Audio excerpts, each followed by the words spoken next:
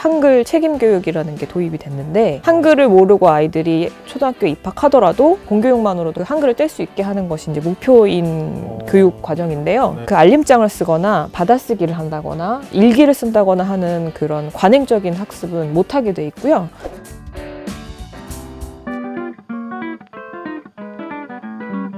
그런데 몇 년 전까지만 해도 그 학교에서 선생님이 한글 모르는 애한테 이제 막 우리 제이가 한글을 몰라가지고 못 따라온다.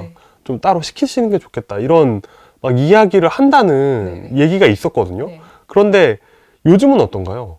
2017년도부터 그 초등학교 교육 과정이 좀 바뀌었어요. 한글 책임 교육이라는 게 도입이 됐는데, 한글을 모르고 아이들이 초등학교에 입학하더라도 1년 동안 교육을 통해서 공교육만으로도 그 한글을 뗄 수 있게 하는 것이 이제 목표인 교육 과정인데요. 기존에 27시간이던 한글 교육 과정이 그 68시간으로 늘어났고요. 그 중에 51시간이 1학년 1학기에 배정이 되게 돼 있습니다. 그래서 이때 그 알림장을 쓰거나 받아쓰기를 한다거나 아니면 일기를 쓴다거나 하는 그런 관행적인 학습은 못하게 돼 있고요. 아, 진짜요? 네, 그건 한글을 전혀 모르는 아이에게는 너무 어려우니까. 그렇죠. 예. 너무 어려우니까. 네, 초등학교 1학년 때는 하지 못하도록 돼 있고요. 아울러서 이제 저희가 수학 교육 같은 경우에도 뭐 예를 들어서 영수가 사과를 하나 먹고 이런 식의 교육들을 배운 경험이 있으시잖아요. 사과가 2개 있었는데 하나를 먹었으면 몇 개가 남았을까요? 소위 말하는 스토리텔링식 교육이라고 하는, 더 헷갈리는 거 그거. 네. 그냥 숫자로 쓰는 것보다 더 헷갈리는. 뭐 나눠 먹지 그래서 뭐 이런 이제 우스갯소리가 많이 돌아다니는데, 이제 지금은 초등학교 1학년 학생들이 공부하는 교과서는요, 그런 식으로 돼 있는 게 아니라 긴 문장이 일단 없고요. 그림이 주어지고 그 그림에 대해서 이야기하는 방식으로 돼 있고요. 문장이 있더라도 선생님이 읽어주고 설명해 줄 수 있는 방식으로, 유도하는 방식으로 학습법이 바뀌었습니다. 최소한 아이들이 한글을 모르는 상황에서 노출되는 상황을 많이 줄인 학습을 지금 하고 있는 상황입니다.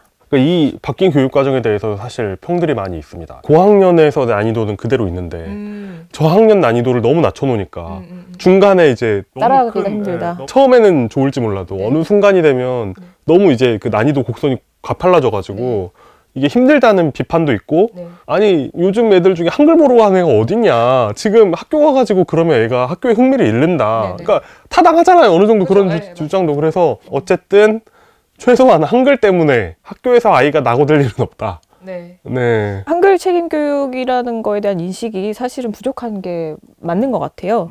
그 2018년도에 교육부에서 그 미취학 아동 학부모 1000명을 대상으로 실시한 설문에서 보면 한글 책임 교육에 대해서 알고 있다고 대답한 부모가 전체 24.2%에 불과한 걸로 나타났습니다. 그래서 그런 불안감들이 일단 있는 것 같고요. 실제로 그 양육자들이 한글 교육에 대한 불안감들은 되게 여러 가지 사회적 요소에 있어서 영향을 받는 것 같아요. 지금의 상황에 대해서 이렇게 잘 모르고 있을 수도 있고요. 그다음에 본인의 경험, 그다음에 주변 월등하게 빠른 아이들과의 비교. 월등하게 빠른 아이들. 아이를 키우는 제 친구들 보면 특히 남자아이들을 키우는 부모들은 뭐 4살짜리 남자아이가 여자아이랑 뛰어놀았는데 걔는 통문장을 말하는데 얘는 어버버 하고 있다. 그럼 이제 그때부터 불안해서 전집을 알아본다던가 이게 맞는 것인가에 대한 고민을 한다고 하더라고요. 리얼 스토리. 진짜 리얼 스토리. 진짜 리얼 스토리죠.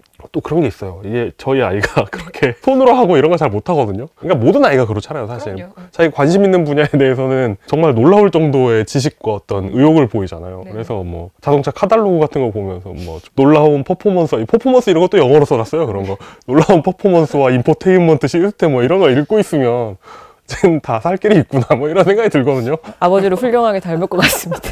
내가 겪었던 나쁜 선생님들. 알림장을 못 쓴다고 면박을 준다거나 이건 제 경험입니다. 그런 것들을 투영하면서 너무 안 좋게 볼 것은 아니고 그러니까 좋은 쪽이든 나쁜 쪽이든 현실을 좀 자세히 알아볼 필요가 있는 것 같습니다. 그리고 적기 교육이라는 말이 나왔는데 이 적기 교육이라는 게 조기 교육하고 어떻게 다르다고 봐야 되나요?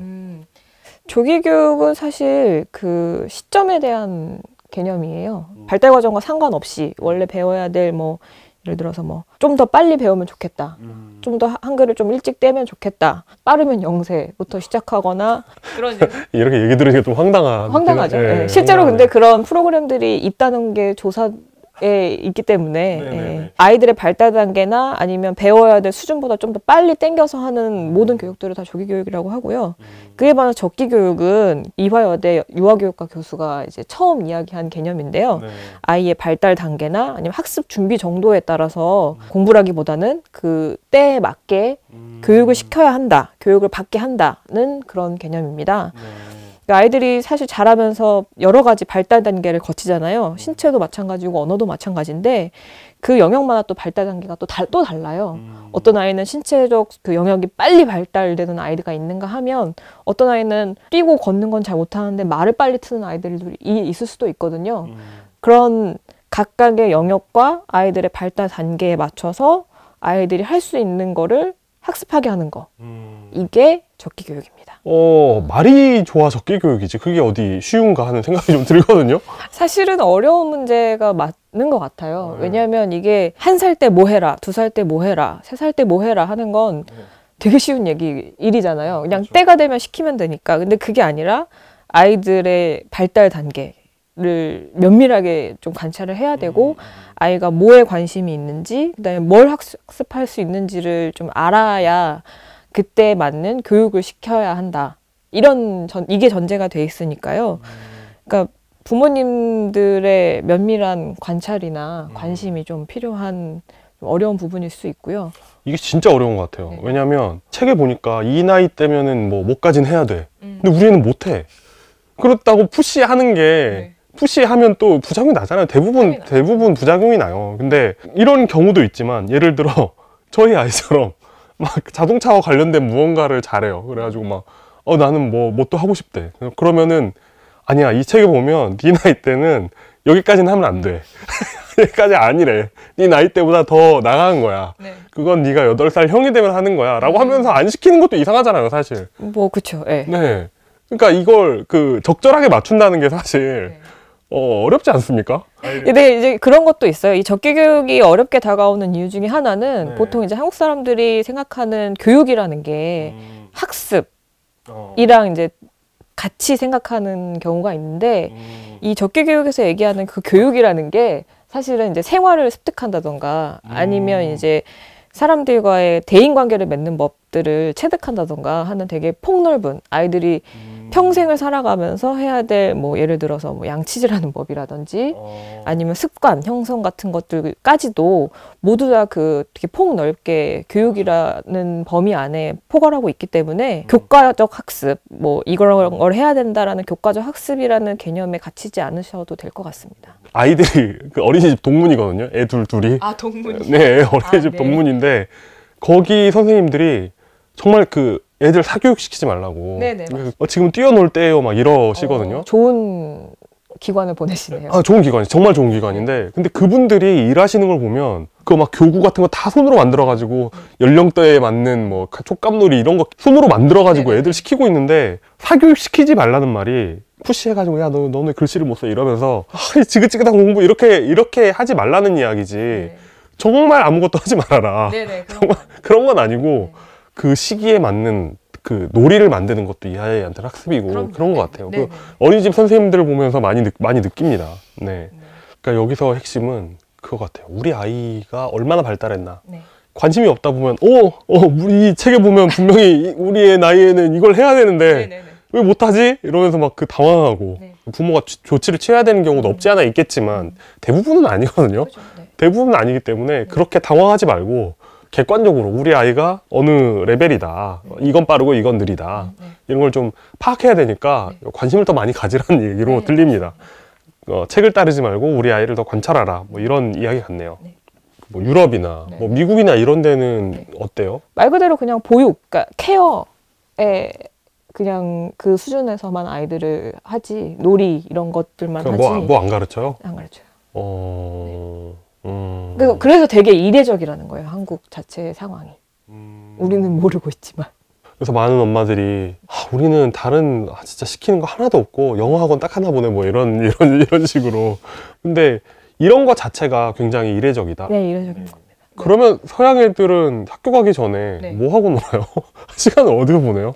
어릴 때. 어릴 때. 그러니까 제가 알기로는 네. 어릴 때는 그 데이케어 센터라든지 그러니까 어린이집. 예, 어린이집이나 아니면 이제 그 프랑스 같은 경우에도 원어는 제가 기억은 안 나는데 엄마의 집이라고 해서 아이들을 그냥 말 그대로 보살피는 데에 방점을 둔 기관. 그러니까 보육, 아이들을 보살피고 아이들을 만날 수 있는 그런 거점으로서의 역할을 하는 그런 기관에서 뛰어노는 게 전부고요. 뭘 가르치려고 하지 않는구나 그냥. 예, 안 씁니다. 우리나라는 되게 옛날부터 정조대왕이 그 할아버지 영조에게 보내는 뭐 편지. 손편지 이런 거 네. 남아있고 이 세손이 뭐 5살인데 5살이면 그 지금 우리나라 나이로 5살인 거 아니에요? 그죠, 예. 5살인데 천자문을 떼고 뭐 이런 게 뭐 당연하다는 데는 나와 있잖아요. 조기교육의 왕입니다. 네, 조기교육의 임금이시죠. 예, 그런 것에 비해서 정말 없구나 외국에는.